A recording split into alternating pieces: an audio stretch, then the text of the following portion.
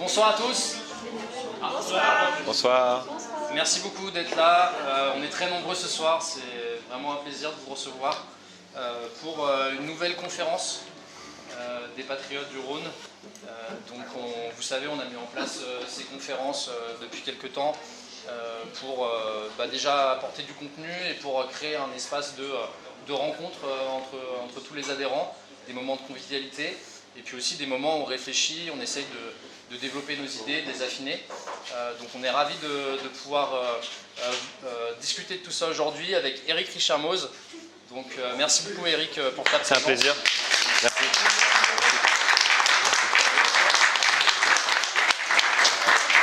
Donc Eric, vous le connaissez certainement.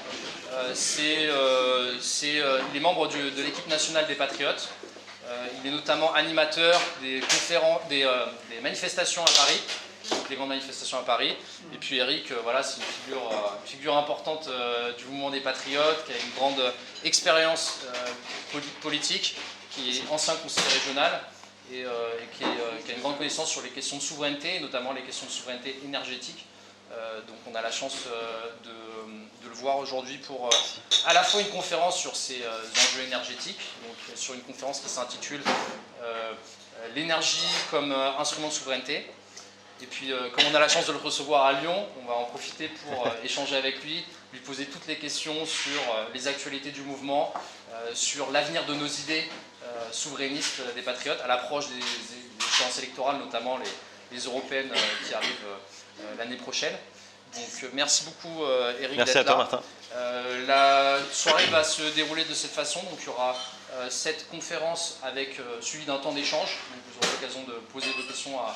Eric, et puis derrière on pourra partager un buffet tous ensemble, et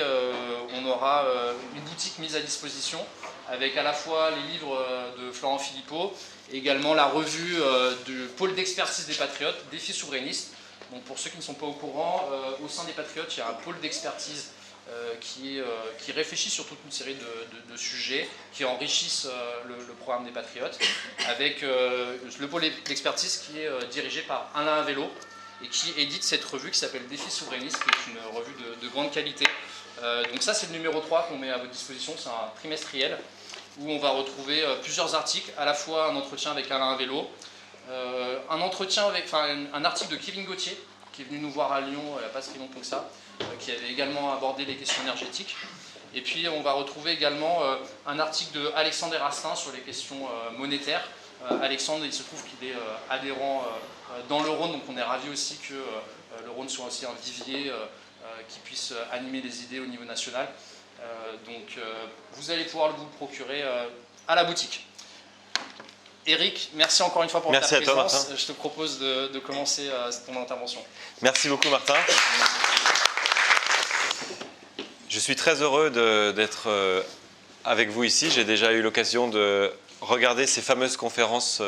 lyonnaises qu'on regarde de toute la France. Je connaissais donc cette salle par caméra interposée et maintenant je la vois physiquement. Donc bravo à Martin pour l'organisation. Merci à la personne qui s'occupe de ce lieu de nous recevoir et merci à tous ceux qui ont contribué à l'organisation de cet événement et plus généralement de ces conférences. C'est la combienième ? C'est la 5e. Eh ben, je suis très content d'être là pour la 5e et ce genre d'initiative est unique en France. Il n'y a pas d'autre département qui fait une telle régularité. C'est sur une base mensuelle, c'est bien ça ? Tous les 2 mois en moyenne. Tous les 2 mois, ouais. C'est vraiment très bien d'avoir quelque chose de vivant comme ça, qui en plus crée du contenu pour Défis souverainistes, qui n'est en plus d'une revue de grande qualité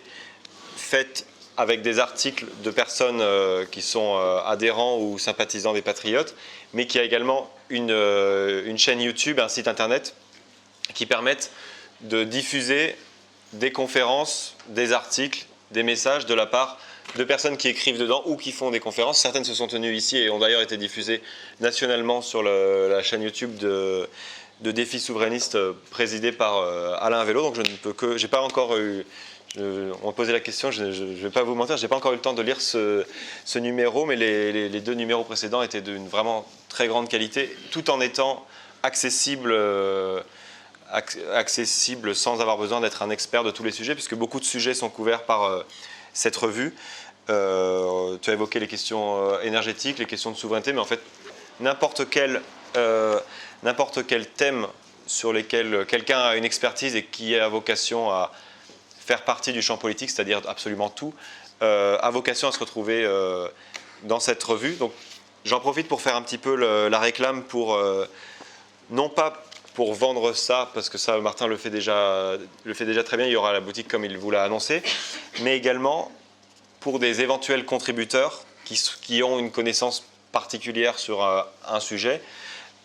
qui souhaitent soit écrire, soit même faire une conférence. Je vous invite à vous rapprocher de Martin, qui, le cas échéant, pourra aussi vous mettre en relation avec Alain Vélo, qui préside ce pôle d'expertise des Patriotes.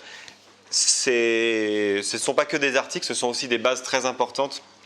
de programmatique pour les différentes élections. C'est également des personnes qui peuvent être amenées à faire, pour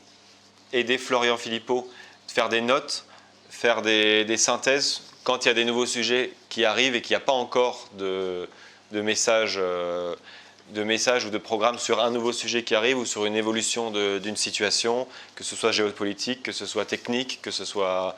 au niveau des évolutions de la société en général. C'est pourquoi, aussi bien en tant que lecteur qu'en tant que contributeur, je ne peux que vous conseiller de vous intéresser à Défi Souverainiste. Les abonnements sont possibles et à défaut de vous abonner à la revue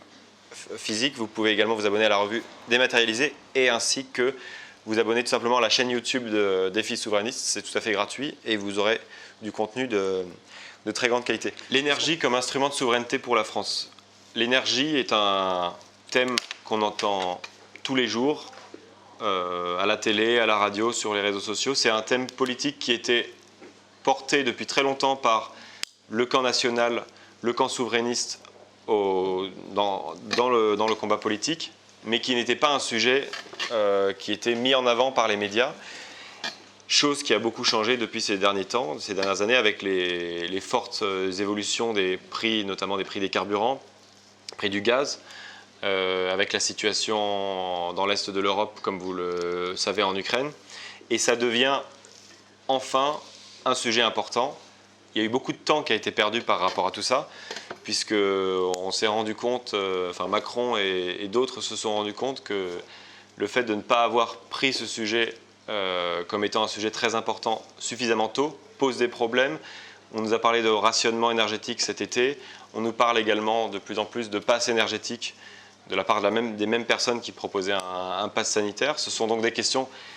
centrales parce qu'aucun sujet de société n'est pas très directement lié à l'énergie. Il n'y a pas un secteur économique, il n'y a pas un secteur culturel, il n'y a pas un type d'activité qui ne dépend pas de l'énergie. C'est donc un sujet extrêmement important, un sujet régalien au même titre que l'armée, au même titre que la police, au même titre que la souveraineté alimentaire. Et par conséquent, nous, souverainistes, nous, patriotes, nous devons nous emparer de ces sujets-là afin déjà d'avoir une appréciation globale de la situation. C'est ce que je vais m'employer à faire dans les grandes lignes avec vous, mais également, très concrètement, avoir une analyse de ce qui va, de ce qui ne va pas surtout, et des pistes de propositions très concrètes qu'on peut faire à nos proches, qu'on peut faire lors d'opérations de tractage, qu'on peut faire sur les réseaux sociaux, pour ne pas simplement être sur la défensive à critiquer la Commission européenne, Emmanuel Macron, Ursula, les mêmes affreux que d'habitude, mais apporter concrètement des propositions et ne pas juste tendre le flanc à ce qui peut parfois être dit, à savoir être juste dans la critique. Non, nous ne sommes pas dans la critique, nous avons des propositions absolument concrètes et je ne veux rien vous divulgacher, mais comme vous vous en doutez, il y a énormément de choses qui sont bloquées par l'Union européenne, par la Commission européenne, par nos partenaires, mais aussi concurrents allemands, américains et beaucoup d'autres. Il est donc important de savoir où on veut aller. L'énergie, c'est la capacité de modifier un état, la capacité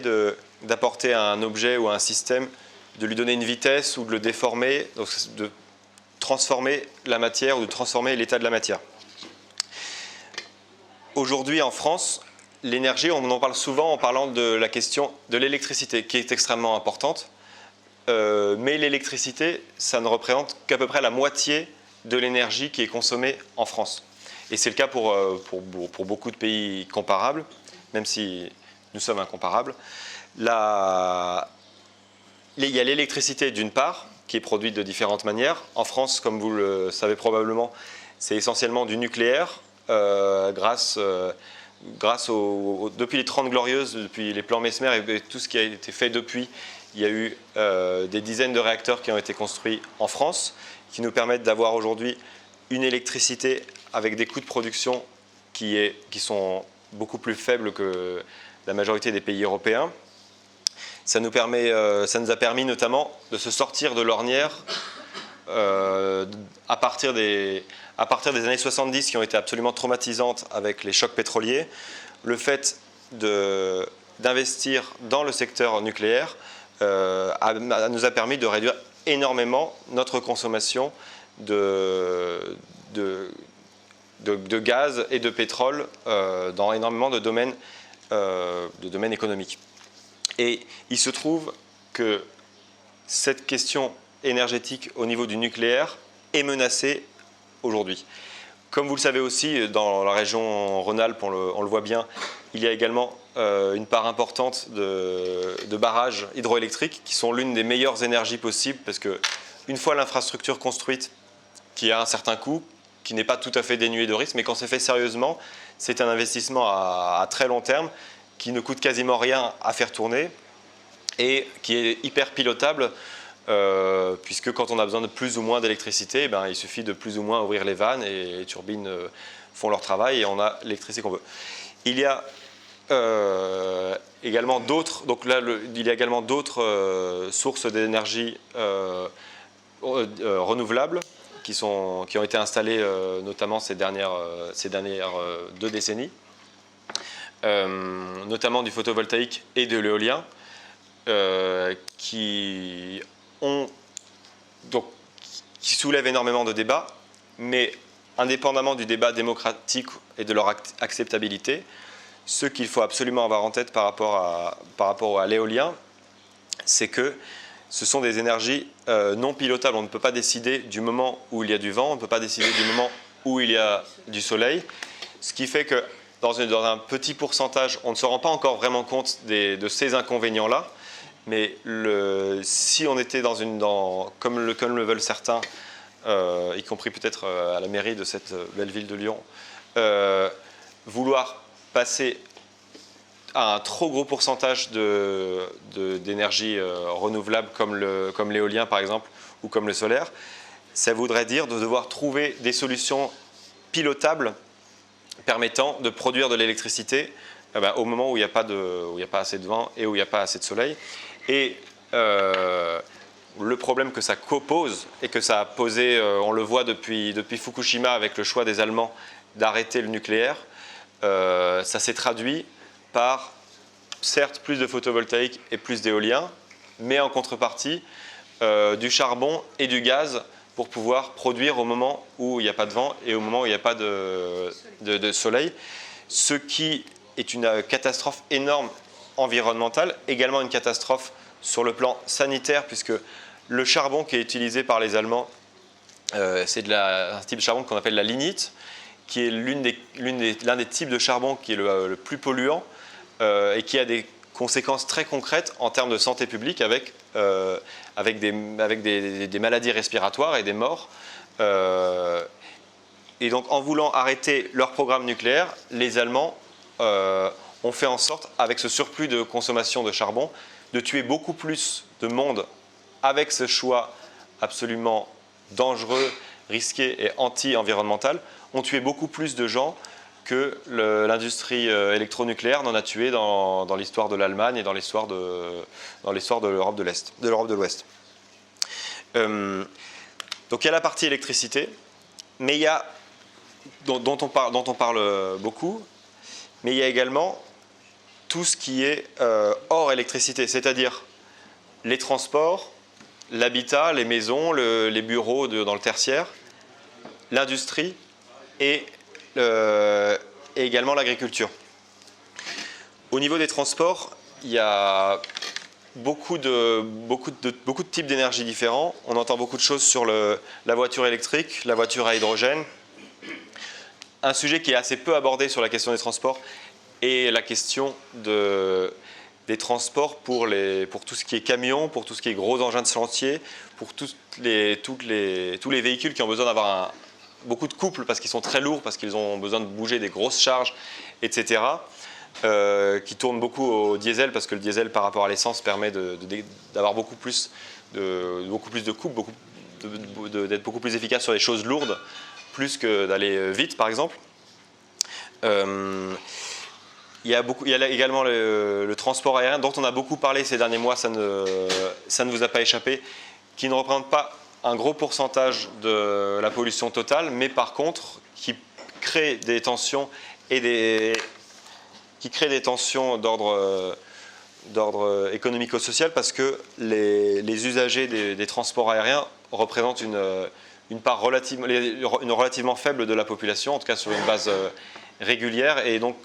met en évidence une chose extrêmement importante qui est que les consommations énergétiques sont extrêmement proportionnelles au niveau de vie et de revenus des personnes. Par conséquent, on peut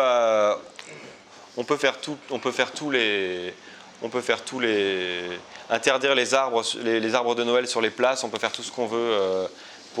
pour mettre du vert un petit peu partout. On peut essayer d'ailleurs de faire complexer, de pointer du doigt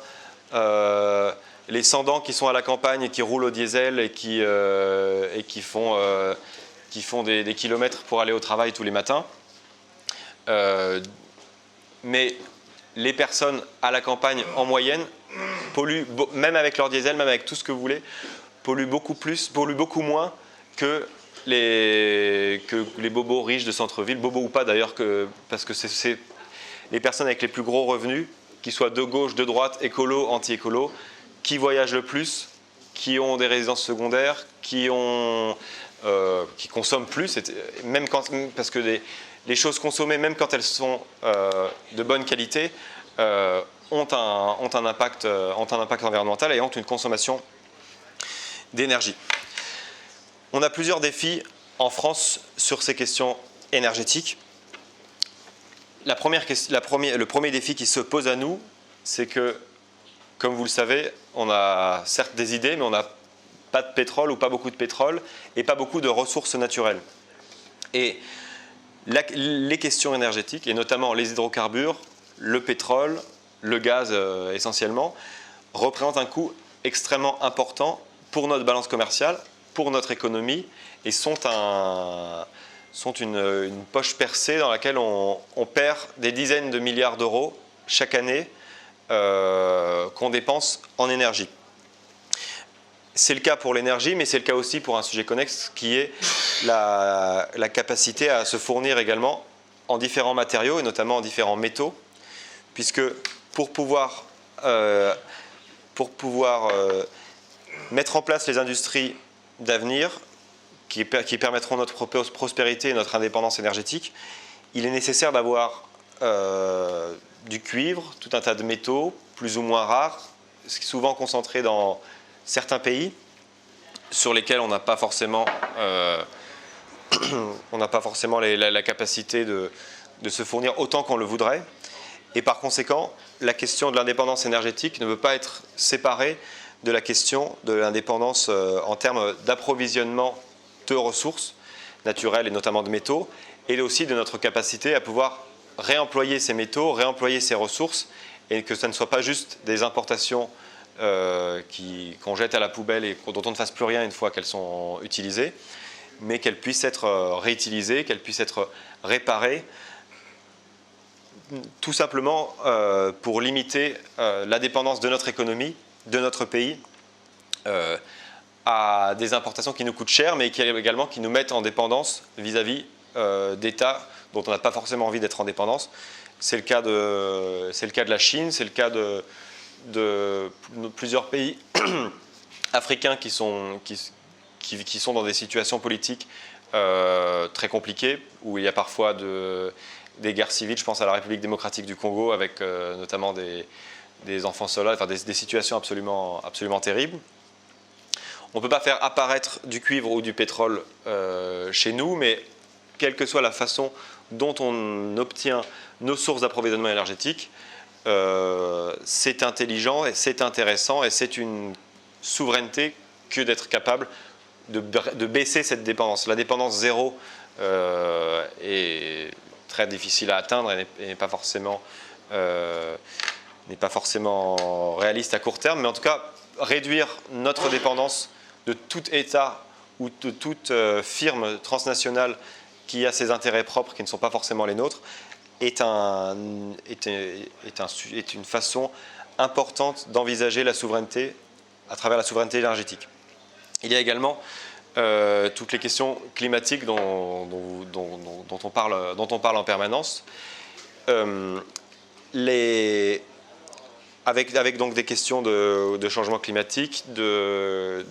d'assèchement de rivières, de nappes phréatiques, etc. Parfois, un argument qui peut être donné concernant le changement climatique est de dire oui, la France pollue moins, un Français pollue moins qu'un Chinois, même s'il a un niveau de vie beaucoup plus élevé qu'un Chinois, et la France pollue moins que la Chine en général. C'est tout à fait exact, mais ce n'est pas une raison. Si encore on était producteur nous-mêmes de pétrole, de cuivre, de toutes les ressources qu'on veut, la question se poserait dans des termes différents, mais nous n'avons pas toutes ces ressources-là. Nous les payons cher, et nous risquons de les payer de plus en plus cher. C'est pourquoi, même en se disant que nous ne sommes à l'origine qu'à peu près d'1% de la pollution et de la consommation énergétique mondiale, ce n'est pas une raison pour ne pas faire les choses de manière intelligente, parce que ça peut devenir limiter les gaspillages, développer des technologies qui nous permettent de mieux utiliser les ressources et de mieux les réutiliser, non seulement seront un atout en termes de pollution au niveau mondial, mais également seront une façon pour nous de moins gaspiller d'argent, d'exporter des technologies et d'être indépendants et souverains vis-à-vis de tous ceux dont nous sommes dépendants aujourd'hui. On a pu voir ces derniers mois, lors de crises géopolitiques entre la Russie et l'Ukraine, mais également avec l'Azerbaïdjan ou l'Arabie Saoudite, à quel point, comme nous ne sommes pas souverains sur le pétrole, par exemple, eh bien, ça conduit des dirigeants à faire des courbettes comme pas possible à l'Arabie Saoudite, par exemple, au Qatar, avec toute la corruption que ça amène par ailleurs, également avec l'Azerbaïdjan. Et cet état de dépendance dans lequel s'est mis une partie de la classe politique française et d'autres pays européens par ailleurs, et d'autres pays du monde entier par ailleurs, pose un problème, puisque le fait de dépendre de ressources naturelles est un facteur qui génère de la corruption, qui génère des dirigeants corrompus et qui détournent les décisions qui pourront être prises par les dirigeants de l'intérêt général ou de la démocratie, du vote, etc. C'est pourquoi la souveraineté n'est pas simplement un mot comme ça qu'on dit parce qu'on aime bien, mais c'est très concrètement, plus un pays est souverain, moins il a de chances d'être corrompu, et ces dirigeants ont de chances d'être corrompus ou d'être mis sous dépendance par des firmes ou par des États étrangers. Et plus ces dirigeants et plus ce pays sera capable de décider pour lui-même et de savoir ce qui est bon pour lui, et de ne pas être une vache à lait pour d'autres firmes ou pour d'autres États, mais d'être conscient de ses intérêts et d'être en mesure de défendre ses propres intérêts, ses propres emplois, sa prospérité. Donc, même si nous sommes loin d'être les derniers de la classe, notamment grâce à l'industrie nucléaire qui produit une quantité dérisoire de carbone par rapport à la plupart des autres sources d'énergie, à l'exception de l'énergie hydroélectrique, des barrages, ce n'est pas une raison pour ne pas faire une transition énergétique intéressante, intelligente, et d'investir dans la recherche afin d'être moins dépendant et de continuer, comme ça a été fait à partir de la fin des années 60 et beaucoup à partir des années 70 et toute la fin du XXe siècle, d'avoir un État stratège qui pousse, qui montre la direction dans laquelle aller à nos industries de pointe et qui générera des rentes, des capacités d'export, de l'indépendance nationale pour les décennies, pour les décennies à venir et pour les 2 ou 3 générations qui suivent, comme ça a été le cas pendant les 30 Glorieuses. Et enfin, parmi les contraintes et les défis qui se posent à nous, il y a le carcan absolument mortifère que représente l'Union européenne, avec à la manœuvre très souvent les intérêts allemands qui font tout depuis très longtemps, depuis des décennies, pour attaquer notre modèle énergétique français, puisque les Allemands profitent de nous sur la question de l'euro. Je ne vais pas vous faire une conférence sur l'euro, je crois que vous en avez déjà eu une, mais se servent de l'Union européenne à notre détriment avec la monnaie, avec l'élargissement de l'Union européenne à l'Est. Mais il y a un des domaines sur lesquels ils n'arrivent pas à nous concurrencer, c'est au niveau des coûts de production d'électricité, où ils ont toujours été jaloux de notre industrie nucléaire, qui nous a permis d'avoir un avantage comparatif énorme, non seulement sur l'Allemagne, mais sur la plupart des pays européens. Il est donc, pour eux, ils font donc le calcul, le patronat allemand très influent fait le calcul suivant et se dit, si la France perd son indépendance énergétique, perd sa capacité de production nucléaire et devient dépendante de gaz liquéfié, de plus d'importation de pétrole, d'importation de charbon, elle n'aura plus cet avantage comparatif par rapport à l'industrie allemande et ils pourront encore plus nous prendre des parts de marché, sachant que, comme vous le savez, les gazoducs Nord Stream ont été attaqués en mer du Nord, gazoducs qui reliaient la Russie, qui est un énorme producteur de gaz, mais également de pétrole par ailleurs, là en l'occurrence ce sont des gazoducs, directement vers l'Allemagne afin de leur permettre d'avoir, pour leur industrie, puisque le gaz est très utilisé dans l'industrie, dans le chauffage et dans l'industrie en général. Et cette destruction de Nord Stream et la situation de la guerre en Ukraine qui tend de plus en plus à dissocier les économies d'Europe de l'Ouest de l'économie russe, fait que les coûts de production pour l'industrie allemande, qui est beaucoup plus développée que l'industrie française et qui est beaucoup plus indispensable à son économie, en tout cas en poids dans son économie est beaucoup plus importante, modifie énormément la structure de coûts qu'ils ont actuellement et renforce un certain nombre de décideurs allemands à vouloir accélérer le processus de sabotage de l'industrie française de l'électronucléaire. Notamment, vous avez peut-être entendu ces derniers mois les discussions sur différents plans de relance et projets européens financés par vos impôts, comme vous le savez, puisqu'on ne le répétera jamais assez et il faut le répéter à tous ceux qu'on connaît, puisque ce n'est malheureusement pas assez dit dans les médias. On donne à peu près 3 € à l'Union européenne qui nous en rend 2, à ces conditions, pas aux nôtres. Et parmi ces conditions, il y a notamment les Allemands qui poussent au maximum pour faire en sorte que le nucléaire, même si le nucléaire n'est pas une énergie fossile, n'est pas générateur de gaz à effet de serre, le nucléaire ne serait pas considéré comme une énergie verte de la part du point de vue allemand, et c'est le point de vue qu'ils veulent imposer au niveau européen, avec donc les subsides qui découleront de cela. Macron a tourné un petit peu kazakh ces derniers mois avec la guerre en Ukraine en faisant le strict service minimum sur la question nucléaire, mais il faut être beaucoup plus ambitieux sur cela. Déjà, on n'oublie pas qu'il a été le fossoyeur d'Astrid et de manière générale a tout fait pour anéantir ou réduire au minimum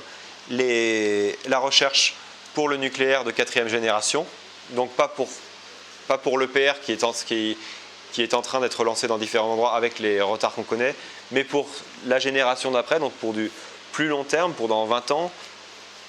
ce qui est absolument à abandonner ce genre de projet stratégique dans un sujet aussi important pour la souveraineté que la production d'électricité. C'est vraiment un coup de couteau planté dans notre indépendance nationale, mais également dans notre industrie et dans notre prospérité. Il y a également eu notre dépendance au pétrole qui a été bien encouragée par l'Union européenne, notamment en tuant la SNCF telle qu'elle était, en faisant tout pour favoriser au maximum l'autoroute, notamment pour le fret, au détriment du rail, en séparant la SNCF, la partie transport de voyageurs que la partie gestion des réseaux, qui a eu pour conséquence de mettre, donc tout en développant un maximum d'infrastructures autoroutières notamment, mais jamais chez nous, ou très peu chez nous, surtout en Europe de l'Est. Donc si les usines partent se délocaliser en Pologne, se délocaliser en Europe de l'Est, c'est parce que l'argent qui a été pris dans nos poches, qui a été pris dans vos poches, a servi à construire des autoroutes permettant d'importer les lave-linges et toute cette production-là, et qui attaque très directement notre industrie et qui en plus augmente la dépendance française et des autres pays européens au pétrole. Il est donc indispensable de reprendre notre souveraineté sur ces questions-là également, pour revenir sur ce qui a été fait au niveau du rail, qui est l'un des moyens de transport les plus verts, les plus efficaces. Et c'est assez fou de voir qu'aujourd'hui on se félicite, et c'est toujours bon à prendre, mais on se félicite d'avoir des lignes de trains de nuit ou de trains de fruits et légumes qui partent du sud pour remonter jusqu'à Rungis, comme si c'était quelque chose d'incroyable, mais on se félicite aujourd'hui d'avoir des réouvertures de choses fermées à cause de l'Union européenne. Il faut être beaucoup plus offensif, beaucoup plus ambitieux, et non pas juste défendre les acquis, mais aller plus loin, investir dans la 4e génération de nucléaire par exemple, et construire de nouveaux réacteurs de nouvelle génération qui sont donc qui ont besoin d'être moins nombreux pour avoir une même production, qui ont énormément d'atouts,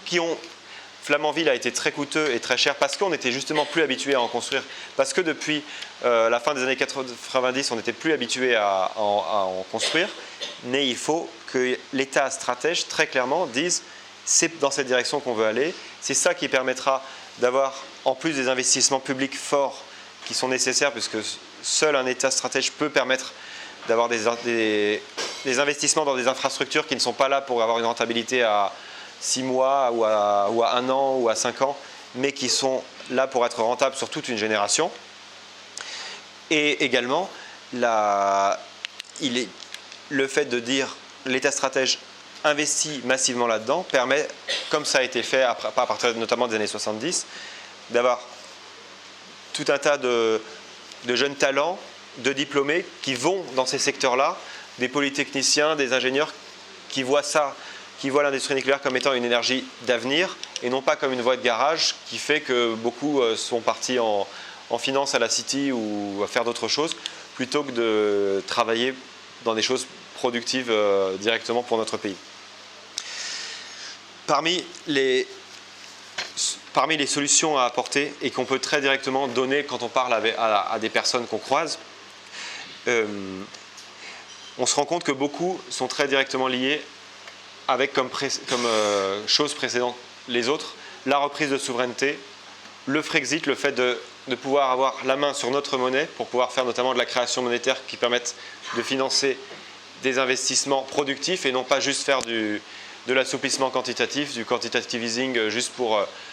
pour recaver ceux qui jouent au casino sur les marchés financiers, mais au contraire de financer des infrastructures stratégiques de long terme. Également, le marché européen de l'énergie est un vrai coup de poignard dans notre industrie et dans notre prospérité. Vous avez vu les coûts de l'énergie qui s'est envolé. Alors, les particuliers, on n'a pas été les plus touchés, sauf que c'est l'État qui s'est porté garant et qui s'est endetté, alors qu'il suffisait juste de sortir de ce marché, puisque ce marché européen de l'énergie fait en sorte, afin de ne pas avoir de problème avec nos gentils amis allemands ou hyper pollueurs d'Europe centrale ou d'Europe de l'Est, de faire payer le prix de l'énergie comme étant le prix de la centrale la plus chère, du kilowattheure produit le plus cher dans tout le marché européen de l'énergie. Et c'est souvent le prix de centrales au gaz ou au charbon. Et donc l'envolée de prix du gaz a fait en sorte que les prix de l'électricité se sont envolés en France, alors même que l'électricité française n'est quasiment pas produite par du gaz. La production d'électricité française par le gaz, c'est vraiment de l'ordre de la ligne du trait, ce n'est quasiment rien. Et pourtant, on doit payer beaucoup plus cher et on doit on voit nos boulangeries fermées, on voit notre industrie du verre fermée, des conserves alimentaires fermées. Tout ça parce que, pour ne pas déplaire aux Allemands,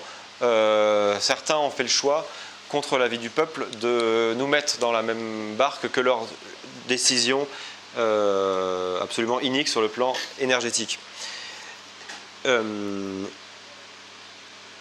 Également, une autre chose que nous empêche l'Union européenne, c'est le fait d'avoir des vraies politiques industrielles protectionnistes. C'est devenu un gros mot aujourd'hui, alors que la plupart des grandes industries, notamment quand il s'agit de faire des grosses infrastructures énergétiques, fonctionnent, et c'est le cas aussi pour le ferroviaire, fonctionnent quand il y a une vraie politique nationale faite pour ces monopoles naturels, plutôt que de devoir subventionner des firmes qui font simplement du trading, qui au nom de la concurrence européenne achètent et revendent au prix spot de l'électricité, vous font croire que vous payez moins cher l'électricité, et au final, dès que les prix s'envolent, eh bien, mettre la clé sous la porte, ils s'en fichent, ils ont fait leur profit, ils ont été très contents de ça. Eh bien, sortir non seulement du marché européen de l'énergie, mais également reprendre notre souveraineté sur le plan industriel pour pouvoir faire une politique industrielle sans être attaqué par Ursula et par tous les chouchous de Bruxelles qui nous diraient « Ah non, vous ne pouvez pas faire de politique industrielle protectionniste parce que c'est contre la concurrence libre et non faussée. » Eh bien, il faut arrêter avec la concurrence libre et non faussée quand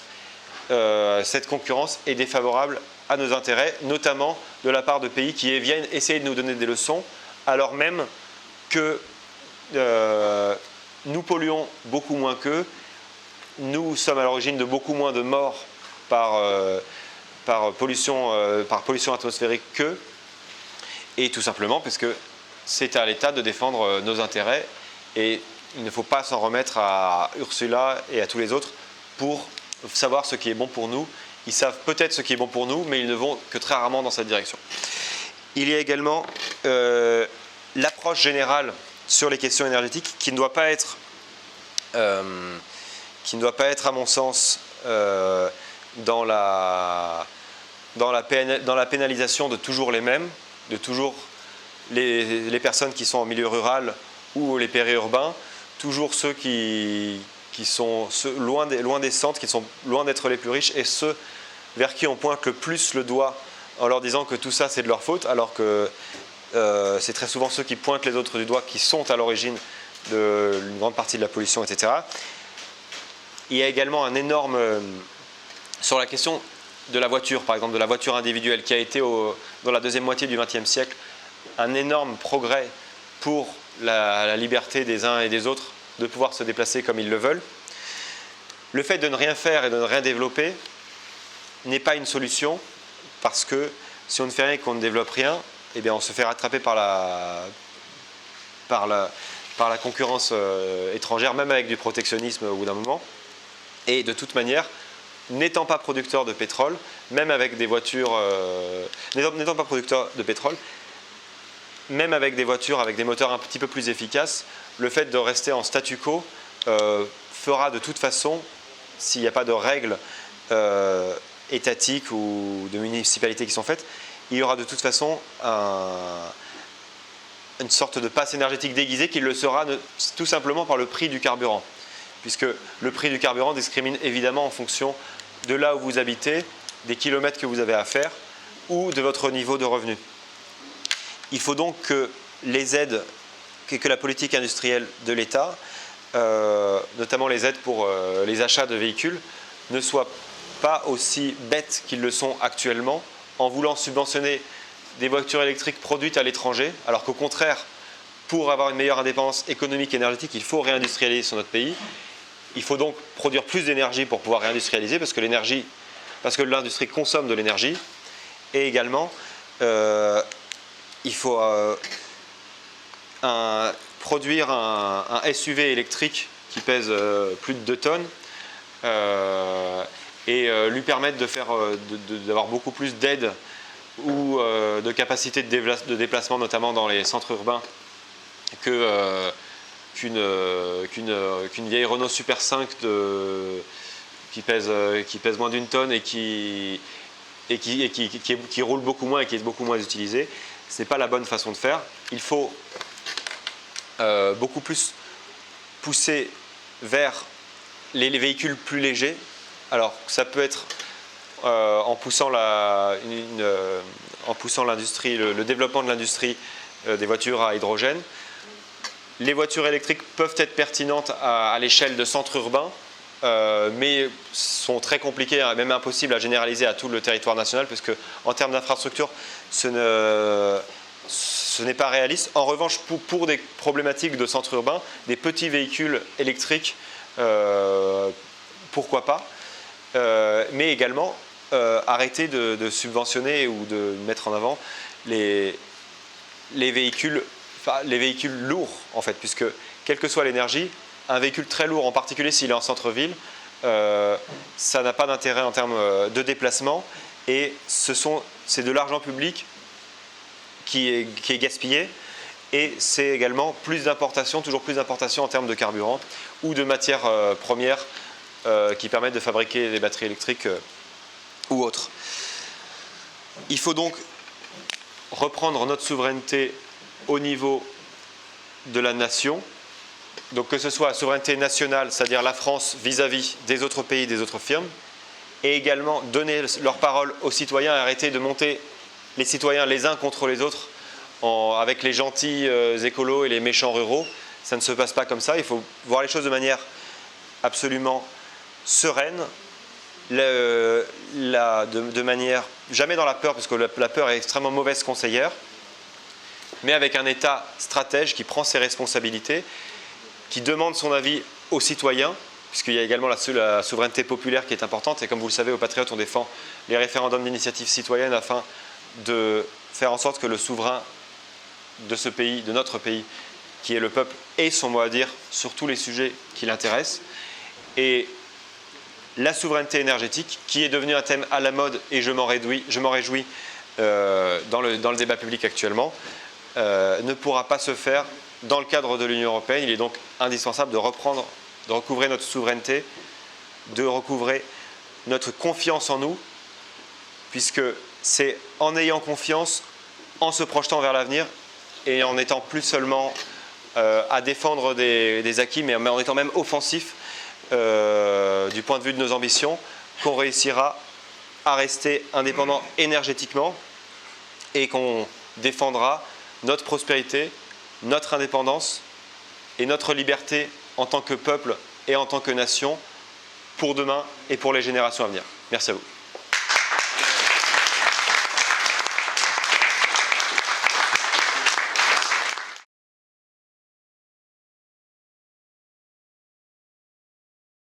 Alors au niveau du stockage, effectivement, l'un des gros enjeux pour l'énergie et en particulier l'électricité, c'est que l'électricité est très difficile à stocker puisqu'elle doit être produite, elle est produite, elle bouge, elle se déplace instantanément et il est très difficile de la stocker. Les batteries, même avec les meilleures technologies possibles et même imaginables qui n'existent pas encore, ne permettent pas de stocker des quantités industrielles d'énergie. Et il y a la question également des rendements, puisque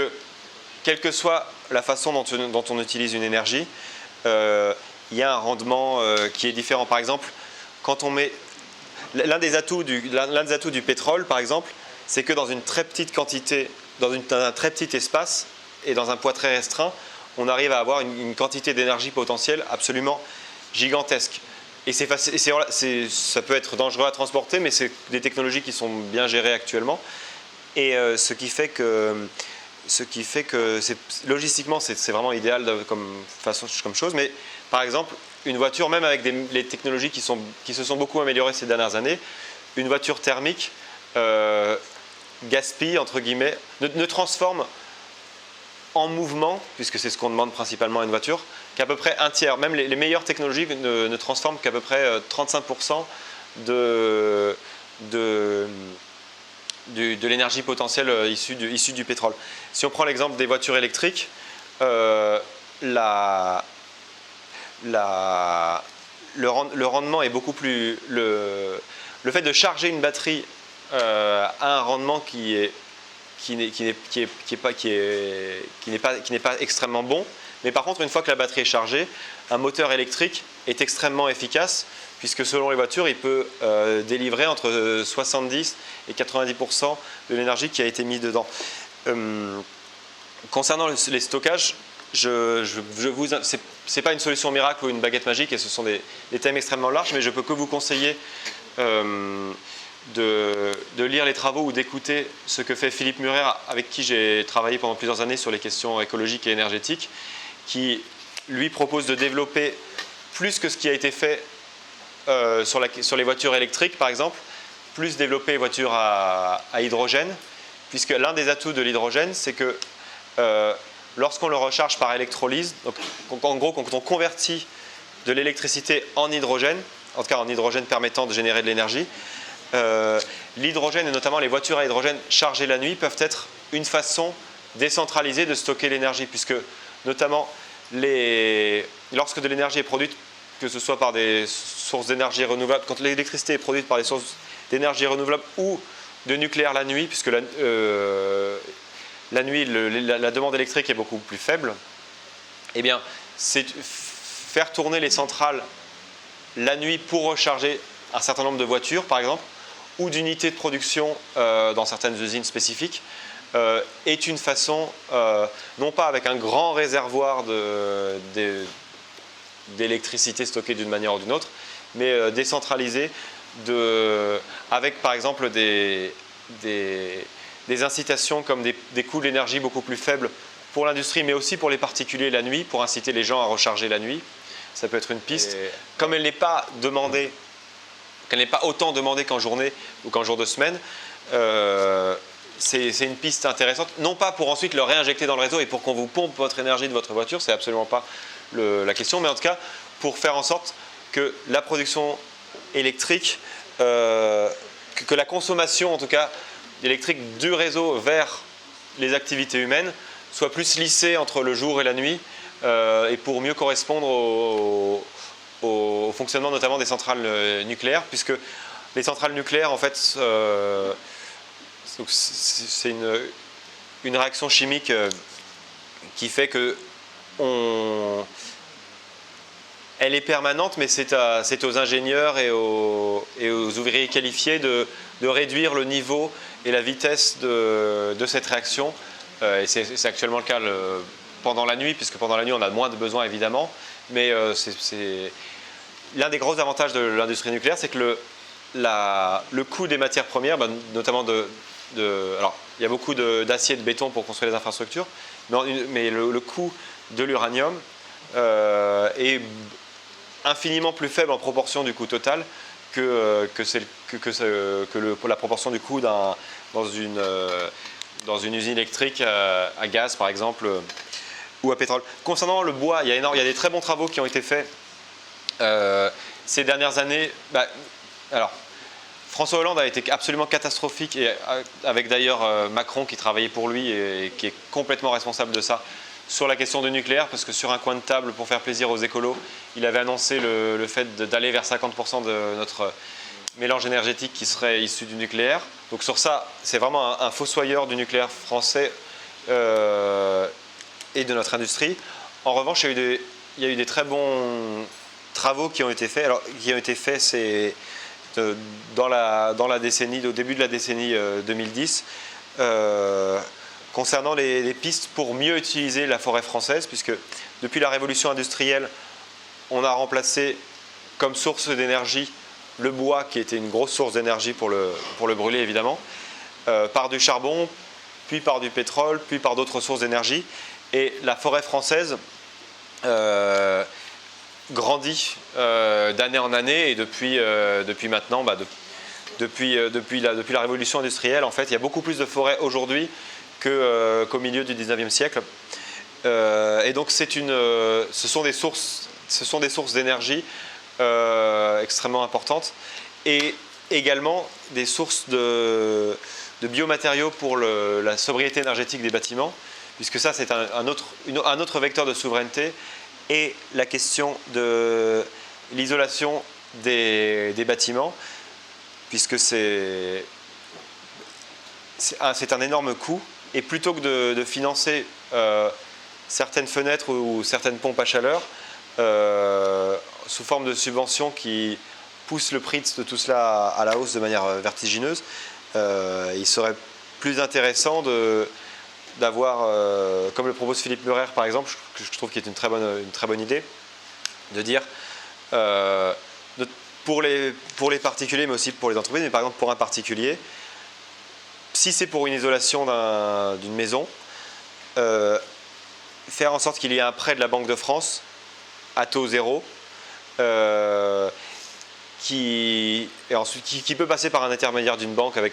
qui aura une petite partie, mais en tout cas un taux zéro grâce à notre souveraineté monétaire, qui se remboursera sur 15 ans, sur 20 ans, avec les économies d'énergie qui seront faites, et qui permettra donc à beaucoup de personnes qui habitent des maisons individuelles en particulier, qui datent d'avant les années 70 et qui sont, comme on dit aujourd'hui, en situation de précarité énergétique, de ne pas juste être pointés du doigt parce qu'ils ont du fuel ou qu'ils roulent au diesel, mais leur permettre concrètement, quelle que soit leur source de chaleur, d'arrêter de vivre dans des passoires énergétiques. Et enfin, au niveau de la prospection, il y a énormément de choses à faire dans notre zone économique exclusive, dans notre espace maritime, qui, on ne le répétera jamais assez, est le deuxième plus grand espace mondial. Nous ne sommes pas un pays uniquement continental, mais nous sommes un véritable archipel.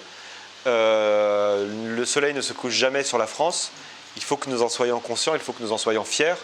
Et au niveau de matières premières, autres que halieutiques, autres que des poissons à pêcher, il y a énormément de choses à faire et à défendre, y compris avec une marine digne de ce nom, sur tous les océans sur lesquels nous sommes présents, puisqu'il y a la prospection dans nos zones économiques exclusives, notamment de nodules polymétalliques qui nous permettront, si on s'y intéresse suffisamment, d'obtenir des matières premières qui nous manquent cruellement sur notre sol. Eh bien, on a le deuxième espace maritime au monde. Les technologies permettant d'aller chercher des ressources au fond de l'eau, au fond des océans, a considérablement avancé. Eh bien, à nous d'avoir une politique qui remette notre outre-mer au centre du jeu sur tout cela, et arrêter de les laisser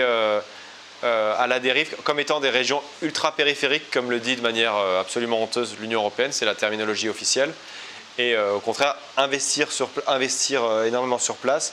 former les personnes qualifiées afin de pouvoir travailler sur tout ça, et arrêter de vouloir larguer les Outre-mer comme le fait Macron avec par exemple la Nouvelle-Calédonie, qui est pourtant une chance immense de par sa position géographique, de par les talents qui y sont, et également de par sa production de nickel que nous envie beaucoup de puissance, et en particulier les Chinois qui s'y intéressent beaucoup et qui seraient très contents d'avoir une indépendance. En dépit des votes multiples qui ont eu l'occasion dans beaucoup d'élections, que ce soit sur le référendum de 2005, que ce soit sur des différentes élections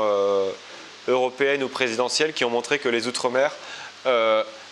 avaient un vote extrêmement attaché à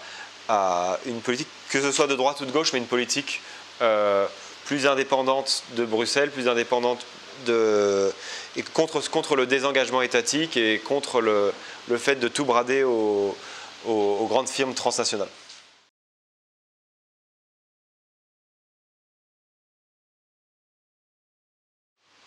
En fait, il y a plusieurs choses. Concernant les ressources en hydrocarbures, il y a plusieurs étapes dans les recherches, effectivement. Et dans un premier temps, lors des prospections, on peut avoir une idée assez précise de la quantité de pétrole ou d'autres ressources qui peuvent être présentes à un endroit donné. Mais ensuite, c'est seulement dans un deuxième temps, en général, qu'on a plus d'informations concernant le coût d'exploitation de ces ressources en question. Et le pétrole, le pic pétrolier concernant le pétrole conventionnel, c'est-à-dire le pétrole le plus simple à trouver, où on plante un tuyau dans le désert, dans la péninsule arabique par exemple, et du pétrole sort quasiment prêt à être mis dans votre voiture. Ce pétrole-là est le pétrole qui intéresse le plus les industriels et les firmes pétrolières, ce qui est normal parce que c'est le moins cher ça ne coûte quasiment rien de produire du pétrole en Arabie Saoudite, par exemple. Mais après des prospections aux quatre coins du globe, les firmes pétrolières sont de fait en décrue de production de pétrole conventionnel, puisque le pétrole ne se renouvelle pas, ou en tout cas se renouvelle sur des temps géologiques qui ne sont pas du tout des temps que nous verrons, ou que nos petits-enfants verront, ou arrière-petits-enfants verront. Ce qui fait que actuellement, la baisse de ce pétrole, de ces nouvelles concessions de pétrole conventionnel est compensée par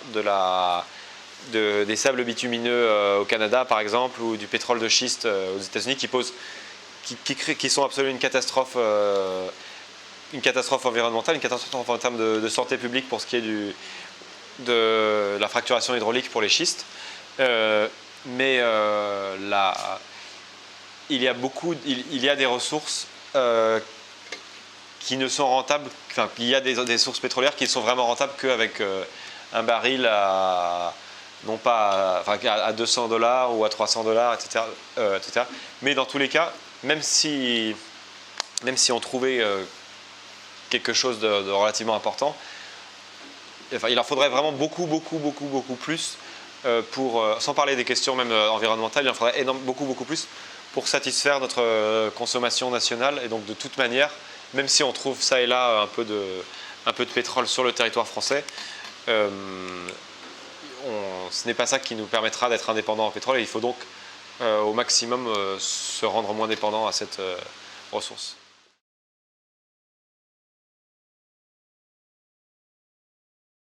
Le GPL, notamment dans un certain nombre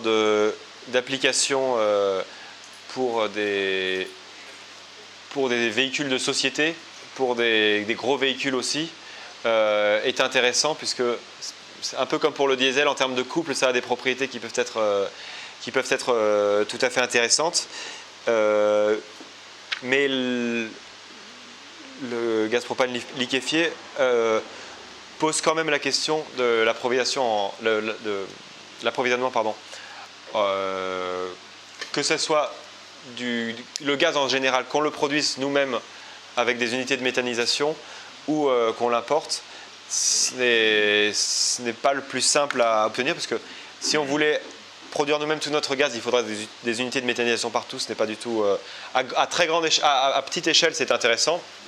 mais à grande échelle, ce n'est pas réaliste. Pour autant des expériences, pourquoi pas. Mais en tout cas, il y a énormément aujourd'hui de secteurs, notamment industriels, qui sont dépendants de gaz. Et le fait de se dire arbitrairement non, on ne veut pas importer de gaz russe, alors que même qu'on en importait pendant la guerre froide. Mais parce que les Russes sont méchants, pourquoi pas? Mais à ce moment-là, pourquoi importer autant de pétrole d'Arabie Saoudite qui est infiniment, enfin, que ce, qui est une que ce soit le Qatar ou l'Arabie Saoudite, qui est rétrograde sur sur toutes les valeurs qu'on peut imaginer, qui est belliqueux au Yémen, qui ne fait rien de bien. Pareil pour l'Azerbaïdjan. On s'appauvrit et on doit faire des compromissions avec des États avec qui on n'aimerait pas en faire quand on est plus dépendant. Mais dans tous les cas, le gaz, la meilleure façon de l'importer, c'est par un gazoduc. Ça coûte infiniment moins cher que de l'importer aux États-Unis, comme là on est en train de le faire de plus en plus, juste pour ne pas en importer aux Russes, puisqu'il faut que les Américains le sortent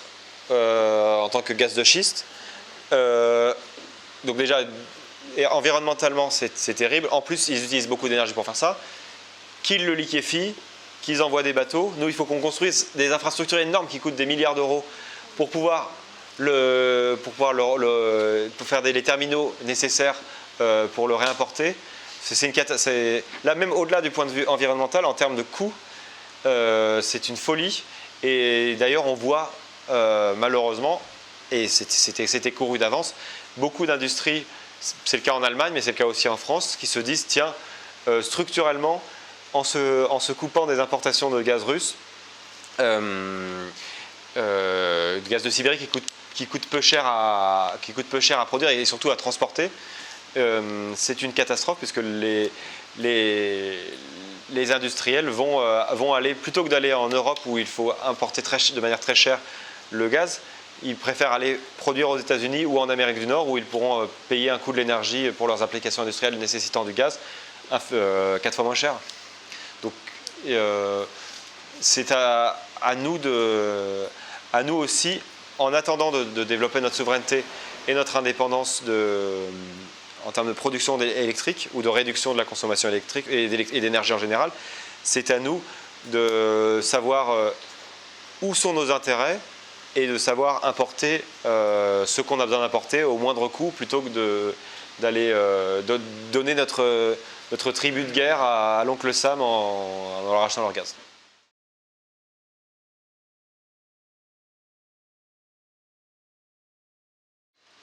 Vous avez parlé des échéances électorales, effectivement.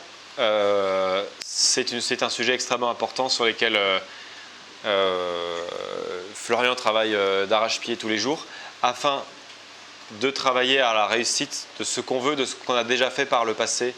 à plus ou moins grande échelle, à savoir avoir une liste commune d'union pour les élections européennes de l'an prochain.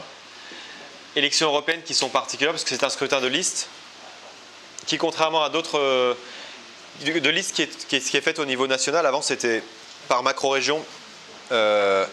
crois qu'en 2014, Rhône-Alpes était avec PACA, il me semble.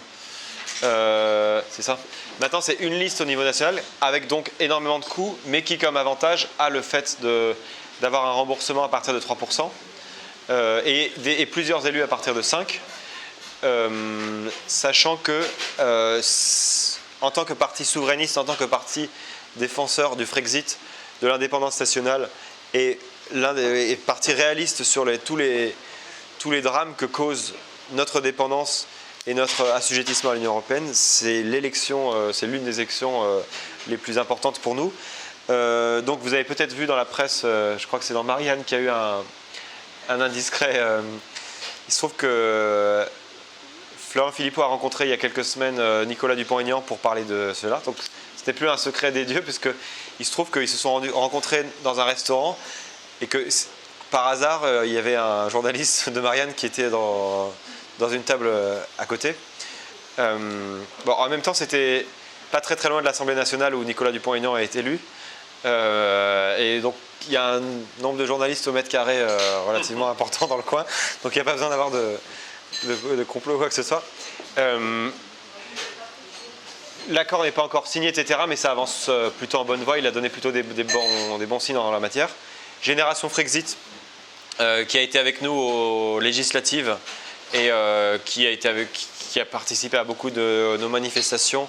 et qui est toujours très constructif. Ce n'est pas une très grande structure qui n'a pas un très grand auto-notoriété, mais ils sont toujours partisans également, eux aussi,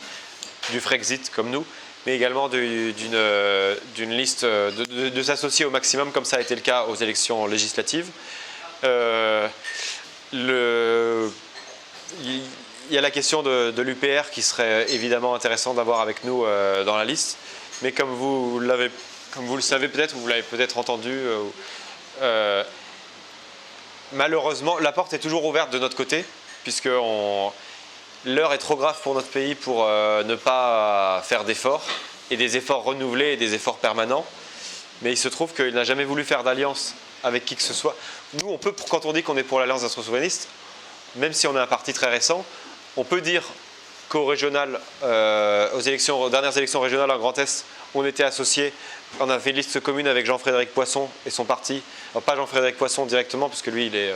est des Yvelines, mais en tout cas avec des élus de son parti via la Voix du Peuple. On a été aux législatives, comme vous le savez, en alliance avec à peu près plus de 200 candidats pour les Patriotes, un peu moins de 200 pour Dupont-Aignan et également des générations Frexit qui étaient présents. L'UPR, malheureusement, ils sont les bienvenus pour faire l'alliance, mais ils n'ont jamais daigné répondre à la moindre invitation. Alors, je ne parle pas au niveau local. Au niveau local, je sais que dans plein de manifestations, on a vu y compris des cadres UPR locaux qui venaient, etc. Et c'est une très bonne chose et ils sont toujours les bienvenus. J'étais à Caen il y a un mois et il y en avait qui étaient présents et c'était très bien. Et le contact passe très très bien parce qu'au final, niveau programmatique, on a énormément de choses en commun. Il n'y a pas de raison de ne pas... Surtout pour une élection comme l'élection européenne, c'est bien une élection avec scrutin de liste et en plus où il faut porter les questions de souveraineté, c'est bien celle-là. Mais malheureusement, M. Asselineau n'a jamais voulu s'allier, ne s'est jamais allié à qui que ce soit et n'a jamais démontré vouloir s'allier à qui que ce soit, malheureusement. Donc, s'il change d'avis, la porte est toujours ouverte de notre côté, mais nous, en tout cas, contrairement à ce qui peut être dit, nous, on prouve élection après élection qu'on est capable et qu'on tend la main pour s'associer. On aimerait que d'autres le fassent également. Sachant que c'est un scrutin qui, si on fait 4,90 élus, mais dès qu'on passe la barre des 5,001, il y a directement plusieurs élus. Ce qui serait un porte-voix extrêmement important, sachant qu'il y a beaucoup de personnes qui par exemple, qui n'ont pas... Je ne sais pas si vous avez vu, il y a même Michel Houellebecq qui a annoncé qu'il voterait pour nous aux élections européennes. Et donc, beaucoup de personnes dans ce genre d'élections européennes qui n'est pas forcément partisan de tel parti, des Patriotes ou de Debout la France, etc., mais qui a envie d'avoir un bulletin permettant de demander de voter comme ils ont voté en 2005, c'est-à-dire majoritairement contre le fédéralisme européen, contre Bruxelles, contre tous ces affreux. Et plus la liste sera rassemblée, plus ce sera la voie logique des Frexiteurs et même plus généralement des souverainistes à cette élection. Donc on y travaille. Et également dans les actualités du mouvement, alors on est en train de travailler au Congrès des Patriotes, puisque les Patriotes ont été fondés il y a 5 ans, même un petit peu plus. On a eu le congrès fondateur à Arras en 2018. Et dans nos statuts, le président est élu pour 5 ans. Donc Florent Philippot, grosse surprise, est candidat à sa succession. Vous avez dû recevoir d'ailleurs un mail permettant d'autres candidatures, de lancer une procédure permettant d'avoir des parrainages pour une autre candidature. Et donc le congrès aura lieu. Alors, on n'a pas encore arrêté tout à fait la date, puisque ça dépend beaucoup des lieux. C'est très compliqué de trouver un lieu pas trop cher qui permette d'accueillir beaucoup de monde. Par exemple, Boran-sur-Oise est un lieu, alors pas très central au niveau de la France, contrairement au Rhône, mais qui nous avait coûté vraiment pas cher et qui permettait d'avoir du monde en extérieur. C'est sympa. On a eu de la chance pour le temps aussi. Mais en tout cas, le congrès qui sera en même temps l'événement de rentrée. Alors, ça ne sera pas encore directement la campagne européenne, mais en tout cas, d'un point de vue médiatique, à partir de la rentrée de septembre, médiatiquement, dans le débat public, ça sera déjà disons, le début de pré-campagne européenne qui aura lieu l'année suivante, enfin du coup l'année prochaine. Mais donc il y aura le congrès soit extrême fin août, soit au tout début septembre. Et sur la question du gramscisme, de la métapolitique par rapport à la façon de faire infuser nos idées plus généralement dans la société, eh bien, c'est pas ça qui fait tout. On n'a pas de baguette magique, mais il y a beaucoup d'initiatives qui sont faites ici, à l'initiative de Martin notamment, d'organiser ce genre de conférences qui permettent non seulement d'écouter différents intervenants, mais ensuite de discuter entre nous, de prendre un pot, de prendre un buffet, et de faire émerger des idées, de se rencontrer, de faire émerger des liens humains, mais aussi des idées, des projets qu'on n'aurait pas eu si on ne s'était pas rencontrés tous physiquement, donc c'est important. D'un point de vue travail en termes d'analyse, de notes et conceptuel, il y a le travail du pôle d'expertise qui est un vraiment très bon travail, et je vous vraiment recommande de suivre leurs travaux et leurs actualités. Et concernant le cercle Aristote, ceux qui connaissent bien le cercle Aristote